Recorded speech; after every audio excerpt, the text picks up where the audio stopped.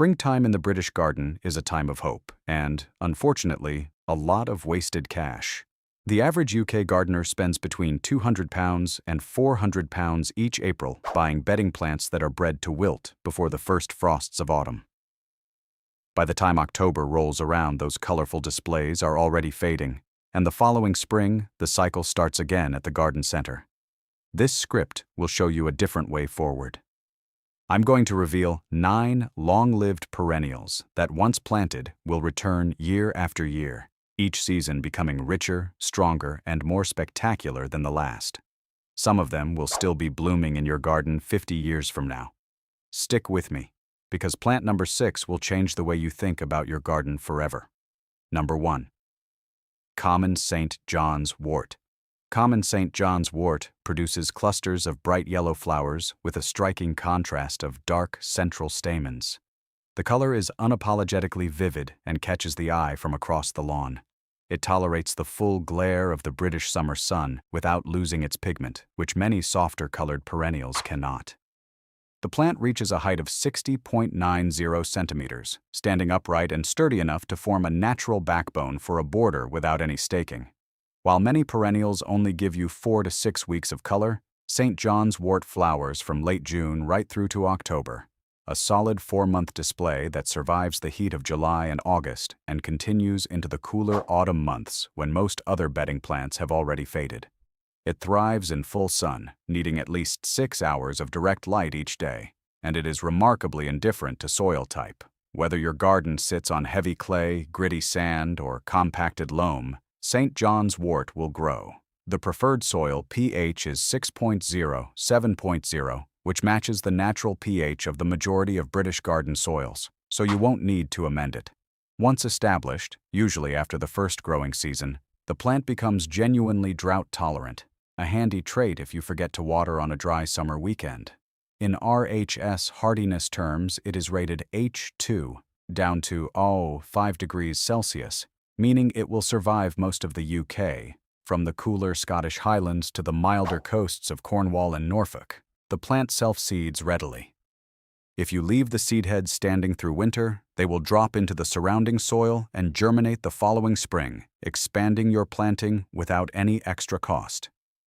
While the seed heads are waiting to disperse, goldfinches and sparrows will perch on the stems and feed directly from them throughout January and February, when other food sources are scarce.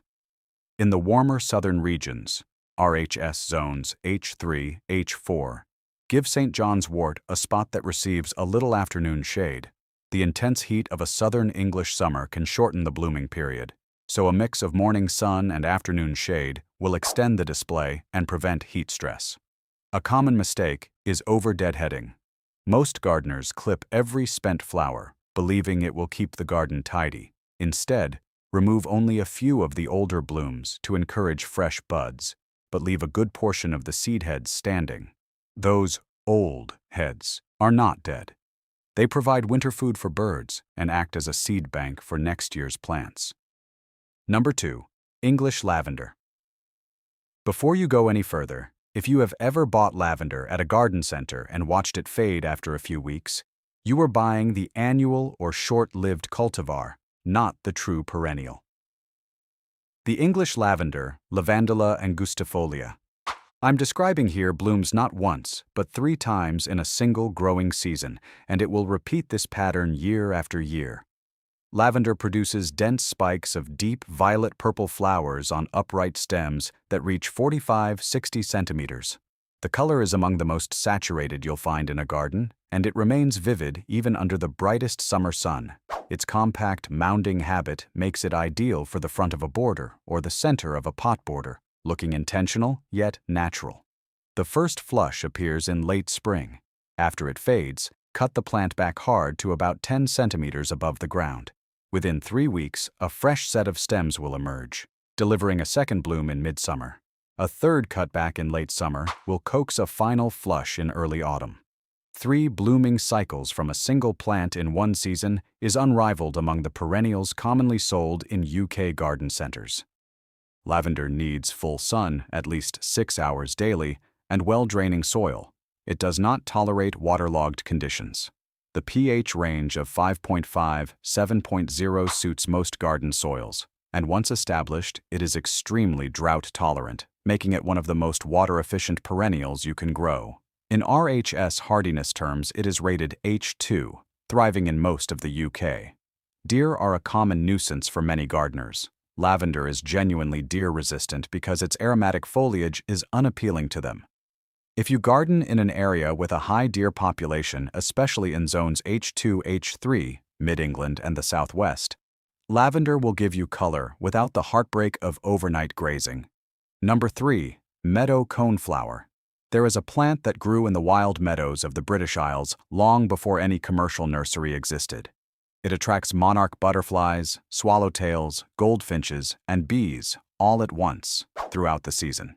It blooms for 4 straight months without any deadheading, fertilizing, or special care, and it thrives in soils that would kill most other flowering perennials. That plant is the meadow coneflower, Echinacea purpurea. Coneflower produces daisy-like flowers with swept-back petals surrounding a raised, dome-shaped center that begins green, deepens to bronze, and becomes increasingly architectural as the season progresses. Modern cultivars come in orange, deep red, soft pink, pure white, golden yellow, and rich magenta. The raised central cone gives every variety a distinctive silhouette that reads clearly from a distance and retains visual interest even after the petals fall. Plants range from 60 centimeters to 150 centimeters tall, depending on the cultivar, allowing you to choose shorter forms for the front of a border and taller ones for the back, where they provide a strong structural presence. Bloom time runs from July through October, covering the height of the British summer and extending well into the cooler autumn when many other perennials have finished. Coneflower tolerates full sun to light shade and grows in clay, sandy, or poor soils that most other perennials reject. It prefers a soil pH of 6.0–7.0 and shows moderate drought tolerance once established. RHS rating H2 means it will survive most of the country. After the petals drop, the seed heads become a vital food source for goldfinches, which will cling to the dried stems and feed through winter. Cutting the plants down in the autumn removes this winter pantry, so leave the seed heads standing. The dried seed heads with frost on them in January create a striking winter scene, and the wildlife activity around them keeps the garden feeling alive, even when most other plants are dormant. The key cultural tip is to leave the whole plant standing through winter and only cut it back in late February or early March, after the worst of the frost has passed, but before new growth starts. This timing protects the crown from freeze-thaw damage and ensures a vigorous spring start. Number 4. Daylily, Hemerocallis. Daylilies are the ultimate survivors of the British garden. They are found growing in abandoned railway cuttings, alongside old stone walls, and in neglected corners of municipal parks, thriving without any watering, fertilizing, or care.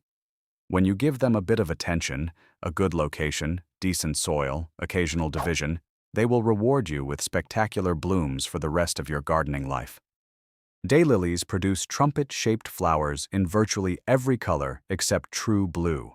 Orange, yellow, red, pink, burgundy, lavender, cream, and complex bicolors are all available in the thousands of cultivars sold today. Each individual flower lasts exactly 1 day, which gives the plant its name, but each stem carries multiple buds that open sequentially over several weeks. While one flower closes, another opens, providing a continuous display rather than a brief burst. The foliage is grass-like and remains after flowering, suppressing weeds and contributing to the garden's structure. Daylilies grow 30,120 centimeters tall, depending on the variety, and tolerate full sun to partial shade, making them one of the most flexible perennials for placement.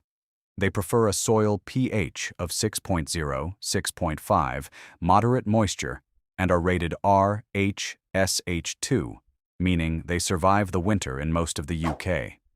A single clump planted this spring will double in size every 2 to 3 years as the rhizomes spread. Within 5 years, you will have enough material to divide into 8 to 12 new plants, which you can replant in other parts of the garden or give away to friends.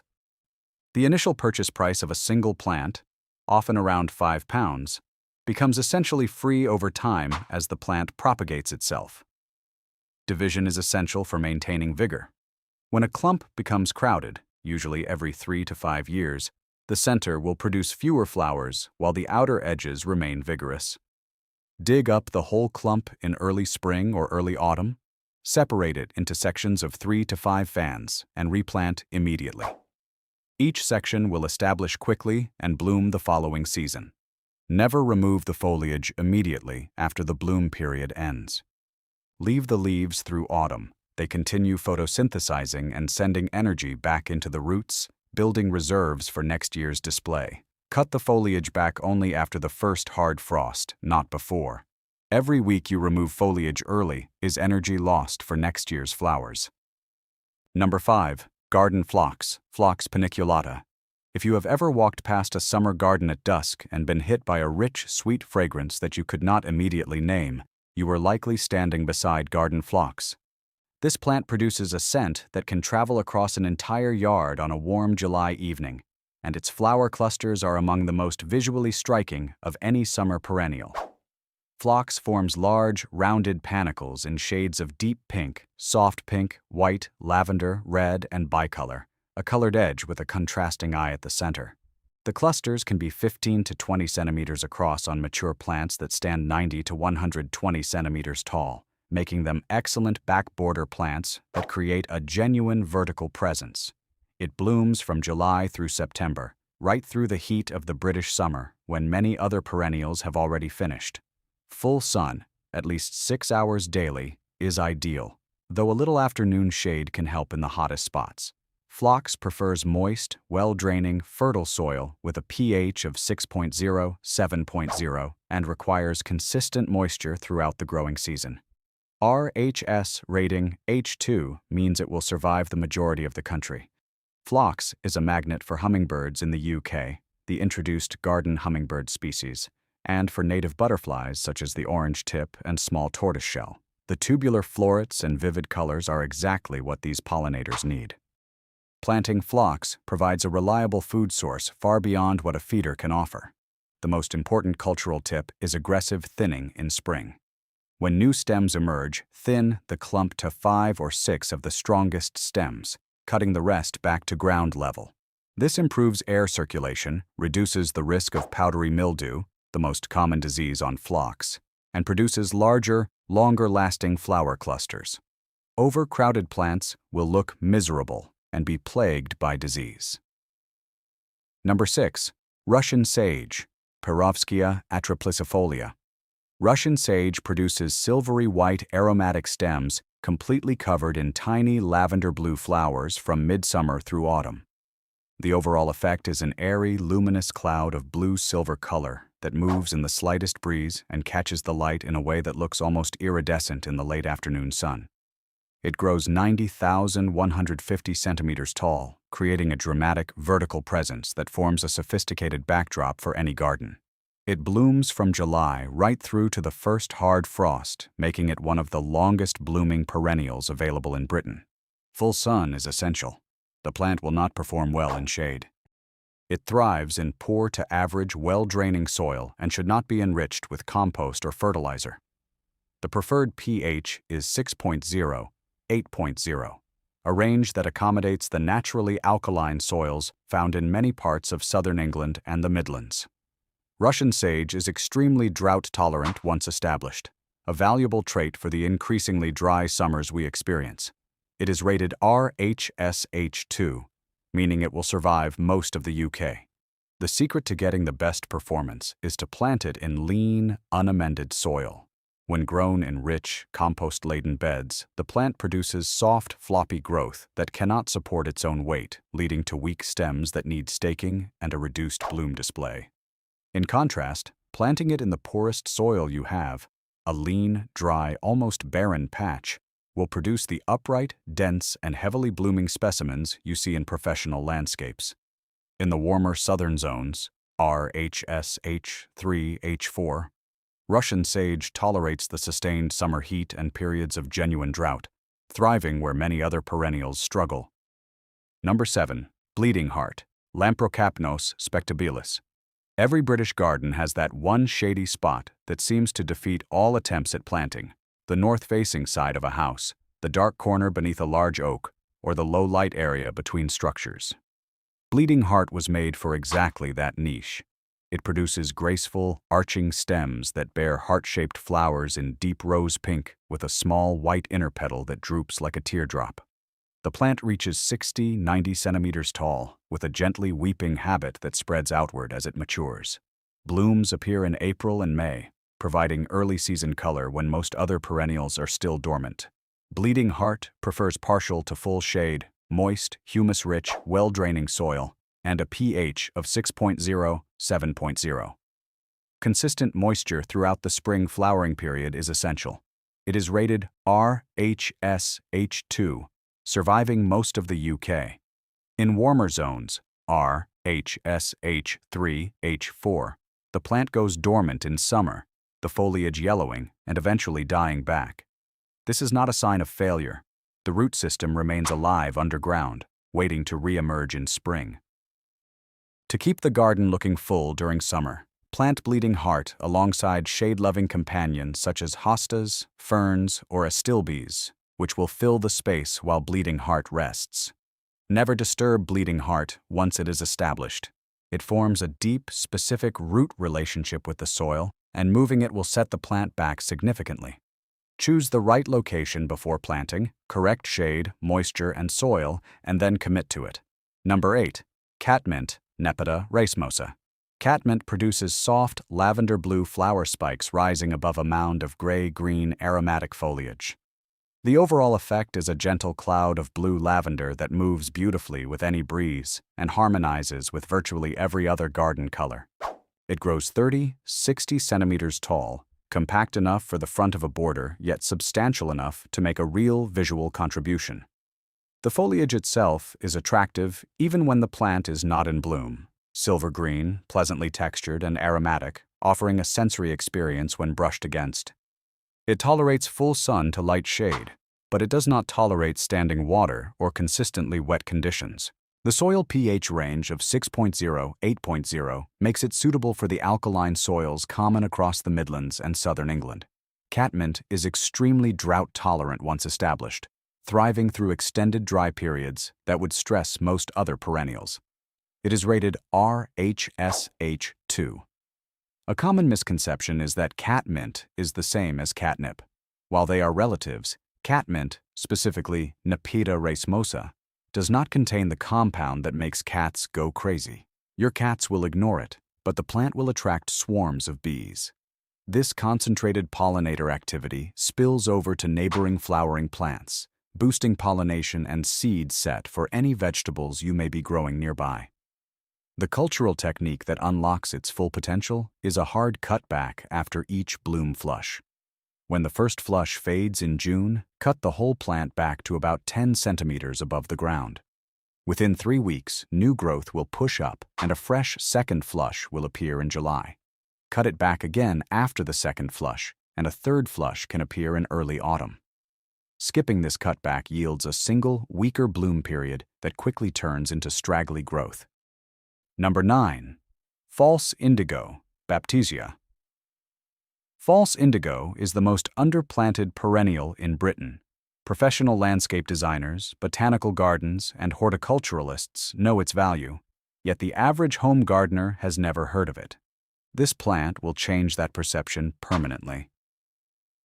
Baptisia produces tall, upright spikes of deep indigo blue flowers in May and June, bridging the gap between early spring bulbs and the main summer bloom period. The flowers resemble lupines, with pea-shaped florets arranged in dense vertical spikes, but Baptisia is far tougher and longer-lived than lupines across the range of British climates. After flowering, the foliage turns a blue-green color that remains attractive throughout the summer, suppressing weeds and adding texture.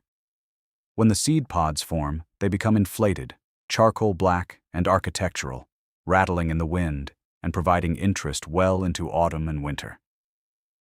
The plant reaches 90,120 centimeters tall and spreads to a similar width, offering a genuine structural presence that anchors a garden bed. It tolerates full sun to light shade and prefers average to poor, well-draining soil. It performs better in lean soil than in heavily enriched beds. The pH range of 5.5–7.0 covers most garden soils, and it is extremely drought-tolerant once established. RHS rating H2 means it will survive the majority of the UK. Baptisia is a nitrogen fixer. Like beans and peas, it forms a symbiotic relationship with soil bacteria that pulls nitrogen from the air and deposits it into the surrounding soil, improving the growing conditions for neighboring plants. Patience is required. It takes 3 full growing seasons to reach its full flowering potential. Year 1 establishes the root system, Year 2 produces modest growth, and Year 3 delivers a spectacular bloom display. Once established, the plant will continue to flower year after year for decades. Plants aged 20, 30, or even 40 years are documented across the country, still providing structure and color. Do not disturb the plant in the second year. The only essential cultural step is to leave it undisturbed for at least 3 years, after which it will reward you with a long-lasting, low-maintenance specimen. Putting it all together, the ultimate garden plan. You can choose each of these 9 plants to suit your zone, sun exposure, and spacing. However, the true power lies in how you combine them to create a continuous bloom succession from early spring to late autumn. Start with the early season plants. Bleeding Heart and False Indigo bloom in April and May, delivering color at the exact moment gardeners are hungry for it after winter. Their contrasting pink hearts and indigo spikes create a spring display that bridges the end of bulb season and the beginning of the perennial season without a visible gap. Next, English lavender and catmint bring their first flushes in late May and June, carrying the garden forward into early summer with rich violet purple and lavender blue tones. Their first flush overlaps with the tail end of False Indigo's bloom, ensuring a seamless handoff between spring and summer. Midsummer is dominated by Meadow Coneflower, common St. John's Wort, Daylily, and garden Phlox.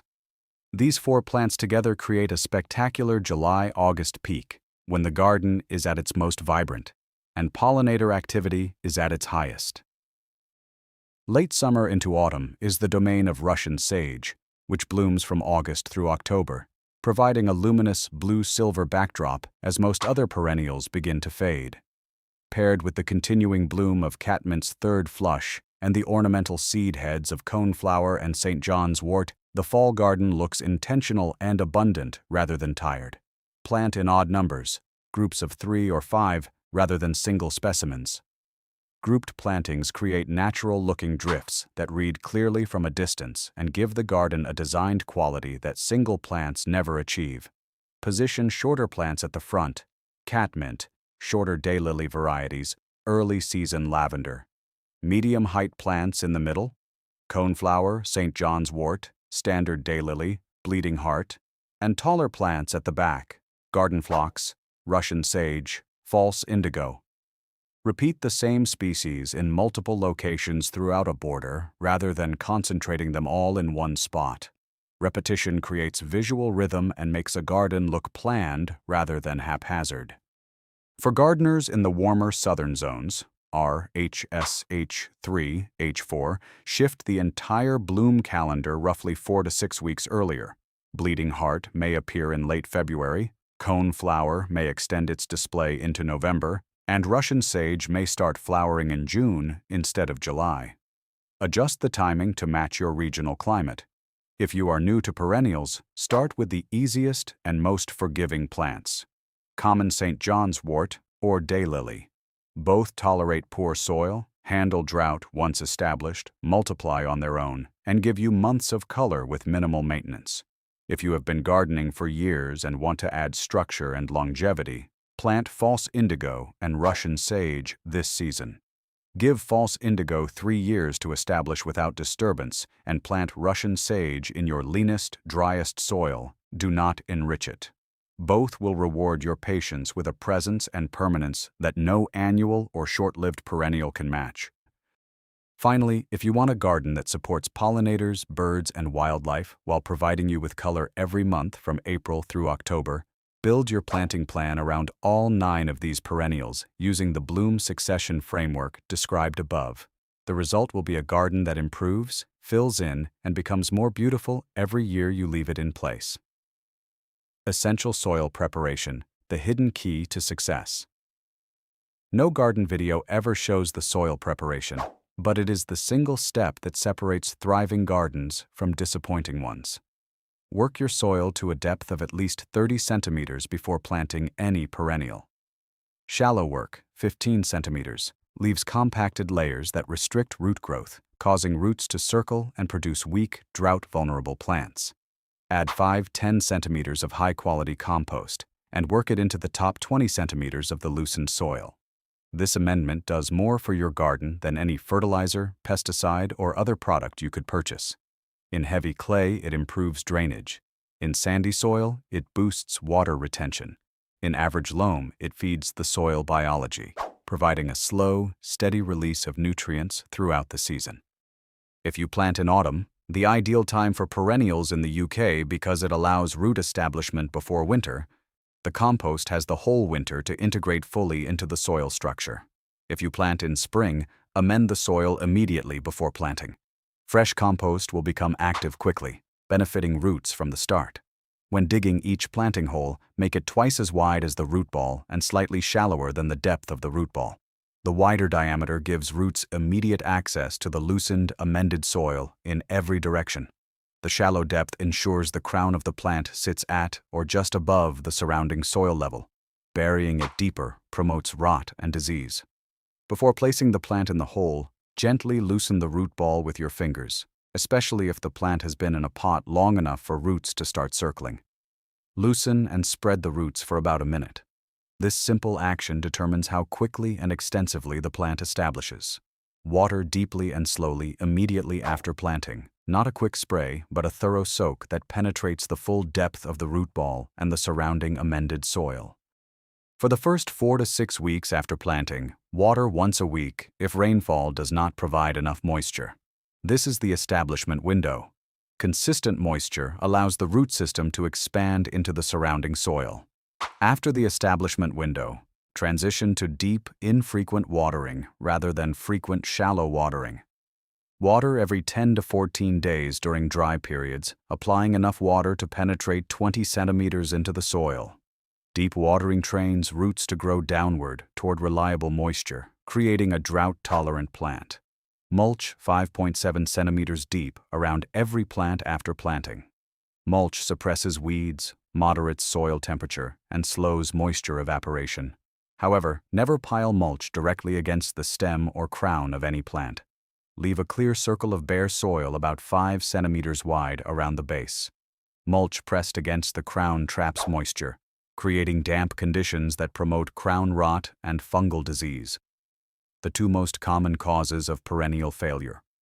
In the warmer southern regions, RHSH3H4, increase the frequency of establishment watering to twice a week for the first 4 to 6 weeks, as heat accelerates moisture loss. After that, the deep, infrequent watering approach applies across all zones. Year-round care calendar. Keep your perennials at their best spring, late February to April, depending on your region. Cut back any stems that survived winter to 2.3 centimeters above ground.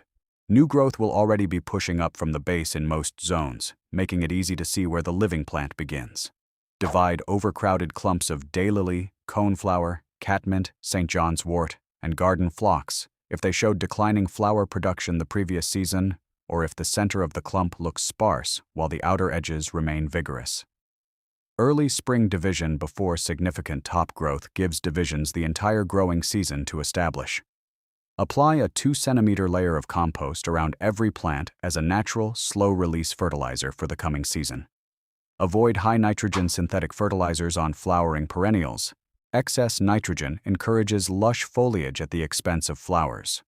Summer, June to August. Deadhead coneflower, St. John's wort, lavender, and catmint regularly to extend bloom periods and encourage new bud production. Cut catmint and lavender back hard after each bloom flush. This is the non-negotiable technique that delivers their full multi-flush potential. Water deeply during dry stretches, focusing water delivery at the root zone rather than overhead. Overhead watering on garden phlox specifically creates leaf surface moisture that encourages powdery mildew, If mildew appears, improve air circulation by thinning the interior stems and switch to ground-level watering only. Autumn, September to November. Leave coneflower and St. John's wort seed heads standing for wildlife through winter. Cut back garden phlox, daylily, and bleeding heart after the first hard frost signals the end of the growing season. Apply 5.7 centimeters of mulch over the crowns of any perennials in zones H2, H3 before the ground freezes. This insulation layer prevents repeated freeze-thaw cycles that heave roots out of the soil and cause more winter damage than the cold itself. Do not fertilize in autumn. Fertilizing stimulates tender new growth that has no time to harden off before frost arrives, and it will be damaged or killed by the first hard freeze. Winter. Leave ornamental seed heads and structural stems standing for as long as birds are actively using them. Use the quieter months to plan any additions, divisions, or redesigns you want to implement in spring.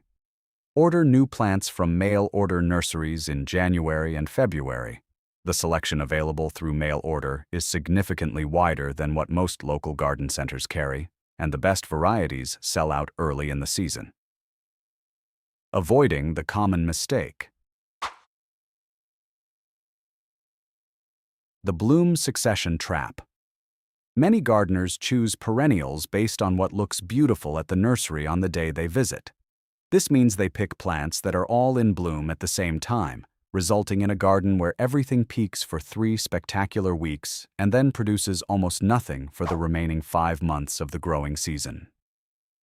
The bloom succession framework solves that problem completely. With the 9 plants outlined above, you have everything you need to build a garden that produces continuous color from April through October, without any gaps.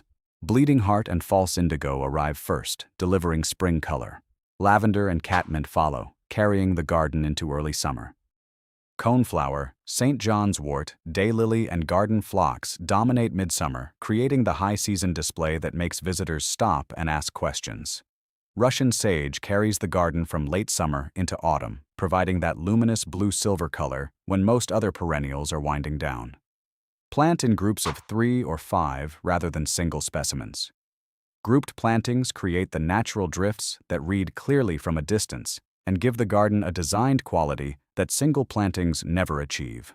Place shorter plants at the front, medium-height plants in the middle, and taller plants at the back, repeating each species in multiple locations throughout a bed to create visual rhythm and coherence. If you are gardening in the milder southern zones, R, H, S, H3, H4, shift the entire bloom calendar about 4 to 6 weeks earlier. Bleeding heart may appear in late February. Coneflower may extend its bloom through November, and Russian sage may begin flowering in June rather than July. Use the succession framework as your structural guide and adjust the specific timing to match the reality of your regional climate. Final recommendations. If you have never grown perennials before and you want a fast, forgiving start, begin with common St. John's wort or daylily. Both tolerate poor soil, handle drought once established, multiply on their own, and provide months of color without demanding significant maintenance. If you have been gardening for years and want to add plants that will fundamentally change the structure, depth, and long-term character of your garden, plant false indigo and Russian sage this season. Give false indigo 3 years without disturbance and plant Russian sage in your leanest, driest, most neglected soil. Do not enrich it. Both will reward your patience with a presence and permanence that no annual flower or short-lived perennial can ever create. If you want a garden that offers something beautiful for pollinators, birds, wildlife, and your own eyes every month from April through October, build your planting plan around all 9 of these perennials together using the bloom succession framework we covered. That combination gives you color in every season, wildlife value in every season, and a garden that gets genuinely better, fuller, and more beautiful each year you leave it in place. Plant them once, tend to them through the first establishment season, and then step back and watch what your garden becomes. Share this script with a friend or neighbor who still spends a fortune each spring on bedding that never returns. If you found real value in every section, the plant breakdowns, the zone data, the soil preparation, the care calendar, the bloom succession planning, then you now have a complete, practical guide to creating a resilient, colorful, and wildlife-friendly British garden. Now, go out and plant something permanent.